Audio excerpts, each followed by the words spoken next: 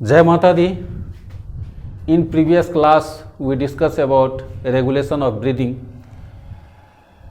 Regulation of breathing में हम लोगों ने देखा कि ये रेगुलेशन जो होता है ब्रीदिंग का वो 2 वेज से होता है, मतलब 2 टाइप से होता है। एक होता है न्यूरल और दूसरा होता है केमिकल।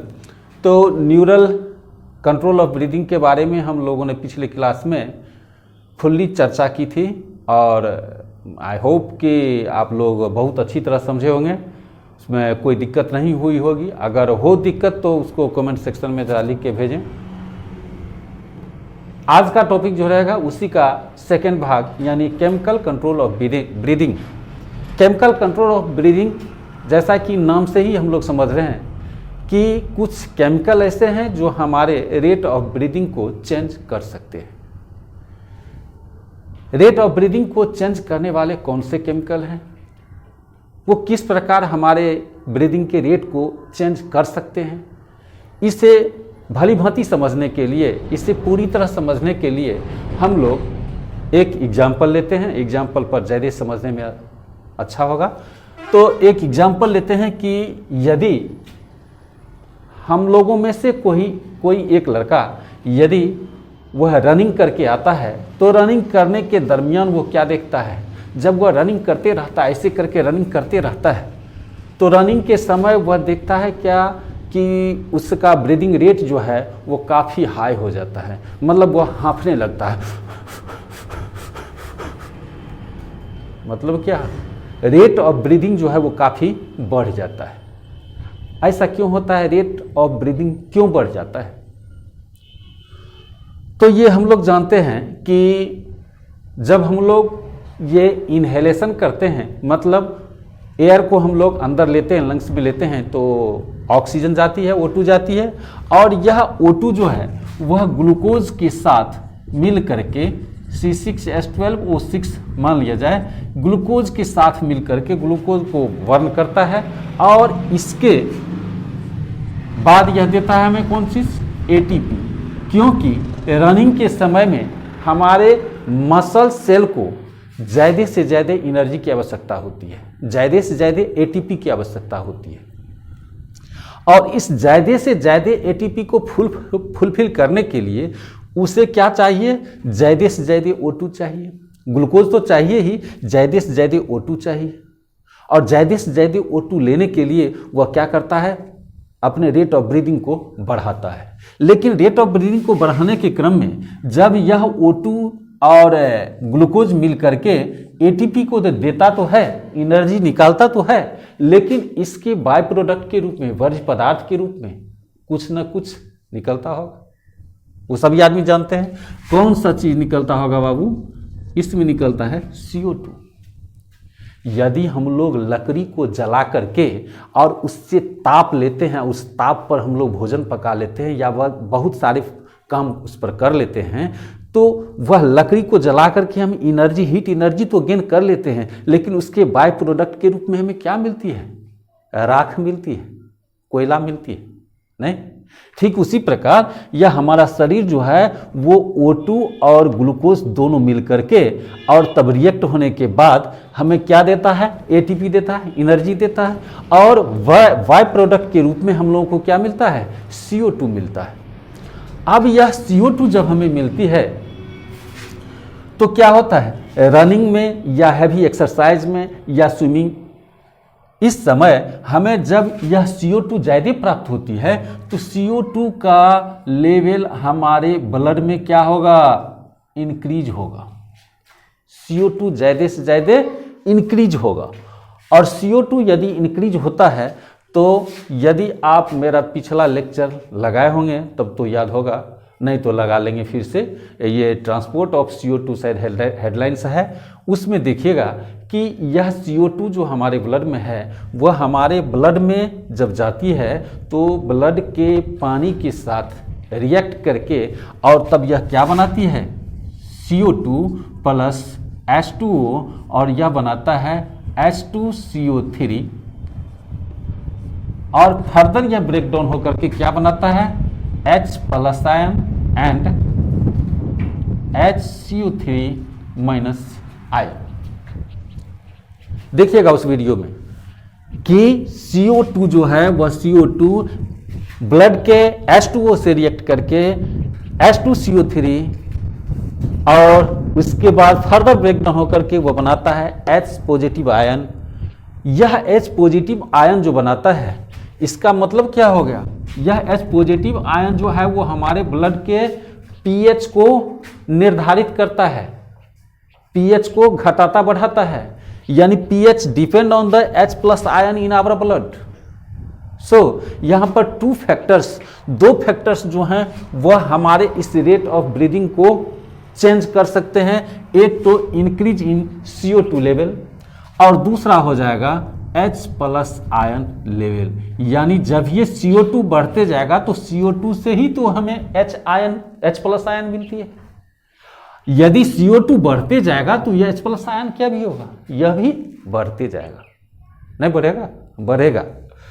तो CO2 यदि बढ़ती जाता है तो H प्लस आयन भी बढ़ते जाता है। मतलब हमारे ब्लड में CO2 का कंसंट्रेशन बढ़ रहा है और उसी प्रकार H प्लस आयन का कंसंट्रेशन भी बढ़ रहा है।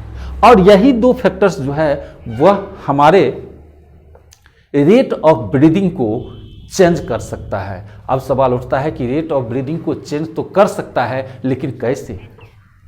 रेट ऑफ ब्रीदिंग को यदि चेंज कर सकता है तो हमारा बॉडी सबसे पहले या कैसे डिटेक्ट करेगा कि हमारे ब्लड में CO2 का लेवल बढ़ रहा है या घट रहा है, H प्लस आयन का लेवल बढ़ रहा है या घट रहा है, हमारी बॉडी कैसे डिटेक्ट करेगी?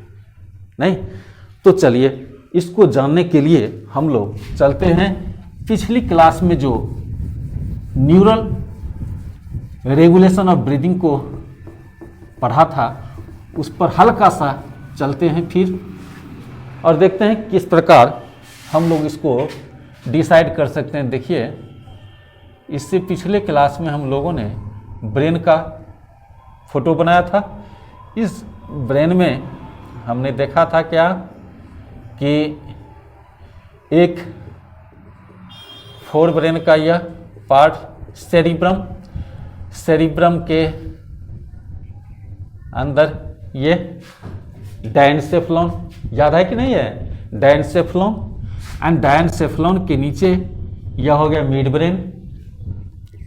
ये क्या हो गया बाबू, मिड ब्रेन। और मिड ब्रेन से नीचे पॉन्स वेरुला है और इसके जस्ट नीचे हमने देखा था कि मेडुला ऑब्लंगाटा, ये हैंड ब्रेन के पार्ट थे। और इसके जस्ट पीछे हम लोग देखे थे ऐसा स्ट्रक्चर, यह क्या था बाबू, cerebellum, cerebrum, diencephalon, mid brain, pons, medulla and cerebellum. So in medulla oblongata हम लोगों ने देखा था कि यहाँ पर एक सेंटर होती थी जिस सेंटर में बहुत सारे न्यूरॉन सेल पड़े हुए थे और इस सेंटर को हमने नामकरण भी किया था। क्या किया था इसको हम लोगों ने बाबू, राइम सेंटर। इसका क्या नाम दिया था, राइम सेंटर, सॉरी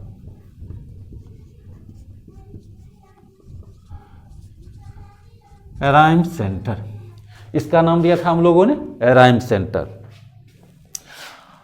अब इसमें देखिएगा कि यह केमिकल कंट्रोल जो होता है, इस केमिकल कंट्रोल में यह जो अभी आपने देखा कि CO2 एक फैक्टर हो गया, CO2 और दूसरा फैक्टर हो गया H प्लस आयन, दोनों का इंक्रीज करना, इसे हमारी बॉडी कैसे डिटेक्ट करती है, कैसे जानती है? इसे डिटेक्ट करने के लिए कुछ रिसेप्टर लगे होते हैं। रिसेप्टर जिसको हम लोग कहते हैं कीमो रिसेप्टर। कीमो रिसेप्टर मतलब, पहले देख लीजिए इसको, कीमो रिसेप्टर। ये कीमो रिसेप्टर, कीमो मीन्स हो गया केमिकल, केमिकल को सेंस करने वाला, ऐसे रिसेप्टर जो केमिकल को सेंस करता है, केमिकल को पहचान लेता है। तो केमिकल को पहचानने वाला जो रिसेप्टर है, ये रिसेप्टर दो जगह हमारे बॉडी में पाए जाते हैं। एक तो होता है सेंट्रल एक होता है सेंट्रल, देखिए अक्षर थोड़ा गड़बड़ा रहा है मेरा, एक होता है सेंट्रल और दूसरा होता है पेरीफेरल। पेरीफेरल, तो सेंट्रल एंड पेरीफेरल ये दो जगह पाए जाते हैं। तो सबसे पहले हम लोग चलेंगे सेंट्रल पर। तो सेंट्रल ये कीमो रिसेप्टर कहाँ पाए जाते हैं, क्या काम है उनका? तो ये सेंट्रल कीमो रिसेप्टर जो है just adjacent side of rhyme centre, ये राइम सेंटर जो है इसी राइम सेंटर के बगल में यह एक कीमो रिसेप्टर पाया जाता है जिसको हम लोग कहते हैं सेंट्रल कीमो रिसेप्टर, या इसको कह सकते हैं, पहले लिख लिया जाए, central chemo receptor. Central chemo receptor located in our medulla oblongata adjacent side of the rhyme center। ठीक है बाबू, ये मेडुला ऑब्लोंगाटा जो है हमारे हैंड ब्रेन का एक पार्ट है। फिर से हम बोल रहे हैं, बार बार बोल रहे हैं, इसको बार बार सुनते रहिए कि हमारे ब्रेन के 3 भाग में सबसे पहला भाग के बारे में हमने देख लिया कि cerebrum and diencephalon, mid brain हो गया ये, और उसके बाद तीसरा आ जाता है hind brain, and hind brain का 3 पार्ट्स, एक हो गया पॉन्स, दूसरा हो गया मेडुला, तीसरा हो गया सेरिबेलम। इन मेडुला जहाँ पर राइम सेंटर लोकेटेड प्रेजेंट होती है, जस्ट उसी के साइड में एक होता है सेंट्रल कीमो रिसेप्टर जो सेंस करता है इन बढ़े हुए CO2 एंड H+ आयन को। चूंकि ब्लड जो है वो हमारे पूरे बॉडी में हर एक जगह सभी जगहों पर घूमता रहता है, नहीं, यानी ब्लड सर्वत्र विराजते हैं। ब्लड जो है वो हमारे पूरे शरीर में सभी जगह विराजमान है, ये ऐसे आदमी हैं। ये ब्लड जब हमारे इस मेडुला ऑब्लोंगाटा से होकर के गुजरती है, पास करती है, तो उस समय इस पर यानी यह जो कीमो रिसेप्टर भाग है, इस पर जाकर के यह CO2 एंड H+ आयन जो है वो चिपक जाती है। और जब यह चिपकती है इसके ऊपर, यह तुरंत उसको भांप लेता, अरे भैया ये तो हमारे शरीर पर कोई आ गया, ये लगता है कोई दुश्मन ही है, दुश्मन है, इसको हटाना जरूरी है। अगर इसको नहीं हटाते हैं तो हमारे बॉडी के किसी भी पार्ट को यह क्षतिग्रस्त कर सकता है, हानि पहुंचा सकता है। बस तुरंत यह क्या करेगा, यह एक्टिवेट होगा, और यह एक्टिवेट हुआ तुरंत ड्राइवर को इन्फॉर्म करता है। ड्राइवर यहाँ पर कौन है? अल्टीमेटली ड्राइवर जो है वो हमारा है राइम सेंटर, रिमोट कंट्रोल इसी के पास में है। यह तुरंत एक्टिवेट होकर के और यह अपना इंफॉर्मेशन भेजता है किसके पास? राइम सेंटर के पास। और राइम सेंटर जो है तुरंत रेट ऑफ ब्रीदिंग को बढ़ा लेता है। क्यों? क्योंकि भैया हमारे ब्लड में CO2 और H+ आयन दोनों की मात्रा काफ़ी बढ़ रही है, और इसको ख़त्म करने के लिए हमारे पास एक ही उपाय है कि हम ज़्यादा से ज़्यादा अमाउंट ऑफ ऑक्सीजन लें, ताकि यह CO2 और H+ आयन से हमें छुटकारा मिले, नहीं तो यह हमारे बॉडी के किसी भी पार्ट को नुकसान पहुंचा सकता है। ठीक है, तो ये आपको हो गया सेंट्रल कीमो रिसेप्टर के बारे में। अब हम लोग चलते हैं peripheral chemo receptor. Oxygenated blood, जिसमें यानी ऑक्सीजन की कमी हो, ऑक्सीजन कमी होगी तो CO2 की अधिकता होगी। तो जानते हैं कि ये डीऑक्सीजनेटेड ब्लड जो है वो हमारे एक चैम्बर में आती है, और इस चैम्बर से पुश होकर के फिर यह दूसरे चैम्बर में जाती है, और दूसरे चैम्बर से पुश होकर के यह चली जाती है कहाँ? लंग्स के पास। लंग्स के पास जाती है, और वहाँ पर यह अपने ऑक्सीजन डिमांड को फुलफिल करती है, यानी पूरा करती है, यानी ऑक्सीजन को यह लेती है। ऑक्सीजन को लेने के बाद यह ऑक्सीजनेटेड होकर के, ये देख रहे हैं रेड कलर से दिए हैं, ऑक्सीजनेटेड होकर के पुनः ये आता है लेफ्ट चैम्बर में। लेफ्ट दो चैम्बर जो है इसमें फिर यह फर्स्ट चैम्बर से सेकेंड चैम्बर में पुनः यह प्रवेश करती है, और यहाँ से पुनः यह एओर्टा के द्वारा यह हमारे बॉडी में चली जाती है। ये एओर्टा जो है यह हमारे बॉडी की सबसे बड़ी आर्टरी है, यानी ये हार्ट के पास सबसे बड़ी आर्टरी है, जिससे ऑक्सीजनेटेड ब्लड ही पास करती है। यह एओर्टा बाद में जाकर के और बहुत सारे शाखाएं उपशाखाएं यानी बहुत सारे ब्रांचों में बढ़ती जाती है। बहुत सारे आर्टरी इससे निकलते हैं, जिसमें एक आर्टरी यहाँ पर है जिस आर्टरी को हम लोग कहते हैं कैरोटिड आर्टरी, यानी एओर्टा से निकलने वाली जो एक आर्टरी है जिसको हम लोग कहते हैं कैरोटिड आर्टरी। और इसमें देखेंगे कैरोटिड आर्टरी में कुछ सेंसिटिव एरिया हैं जो हमारे CO2 एंड H+ आयन के लिए सेंसिटिव है। यह और कुछ नहीं कीमो रिसेप्टर्स है, जो कीमो रिसेप्टर्स हमारे कैरोटिड आर्टरी में है और एओर्टा में भी यह उपस्थित है, एओर्टा में भी यह उपस्थित है।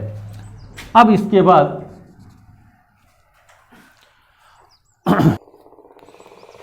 तो ये कैरोटिड आर्टरी एंड एओर्टा में जो है इसको हम लोग कहेंगे, यह जो कीमो रिसेप्टर है कैरोटिड आर्टरी वाला कीमो रिसेप्टर, इस रिसेप्टर को ही हम लोग कह सकते हैं कौन सी,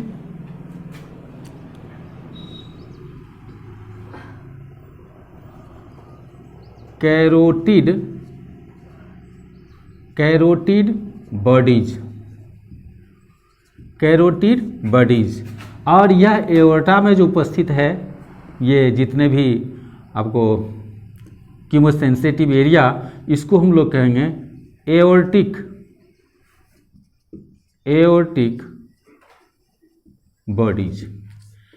यानी कहने का मतलब हुआ कि पेरिफेरल कीमो रिसेप्टर्स जो हैं इनके पास दो लोकेशन है, दो इनके पास दो तरह के ये सेंसिटिव एरिया है, कीमो सेंसिटिव एरिया है दो तरह के। कौन कौन सा है, तो एक है कैरोटिड बॉडीज और दूसरा है aortic bodies. Both are sensitive for increase of CO2 and H+ ions. अब यहाँ पर देखो बाबू, यह कीमो रिसेप्टर जो है, यह कीमो रिसेप्टर सेंस करता है केवल बढ़े हुए CO2 और हाइड्रोजन आयन के लिए। मात्र यह हाइड्रोजन आयन और ये CO2 को ही सेंस कर पाता है। ऑक्सीजन जो उसके एवज में जो ऑक्सीजन की कमी होती है उसको यह सेंस नहीं कर पाता है। इसको याद रखेंगे, मोस्ट इंपोर्टेंट पॉइंट्स है।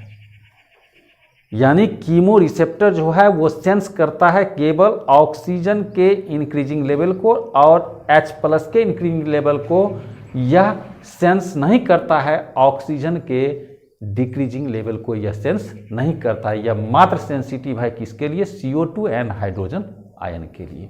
सो इस प्रकार हम लोगों ने देखा कि कीमो रिसेप्टर के अंतर्गत ये दो तरह के हम लोगों ने कीमो रिसेप्टर को देखा, एक सेंट्रल एंड दूसरा पेरिफेरल।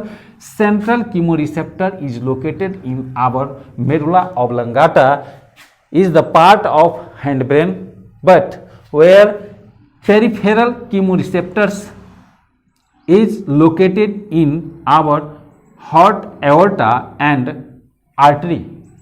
इस कैरोटिड आर्टरी में लोकेट होता है कैरोटिड बॉडीज और एओर्टिक आर्टरी में लोकेटेड होता है एओर्टिक बॉडीज। ये दो प्रकार के carotid bodies and aortic bodies दोनों पेरिफेरल कीमो रिसेप्टर के अंतर्गत हैं। इस प्रकार हम लोगों ने देखा कि हमारे बॉडीज में CO2 और H+ आयन ऐसे केमिकल्स हैं जो हमारे ब्रीदिंग रेट को चेंज कर सकते हैं। तो आज इतना ही तक हम लोग क्लास को इन करते हैं, फिर अगले क्लास के लिए धन्यवाद। तब तक के लिए जय माता दी।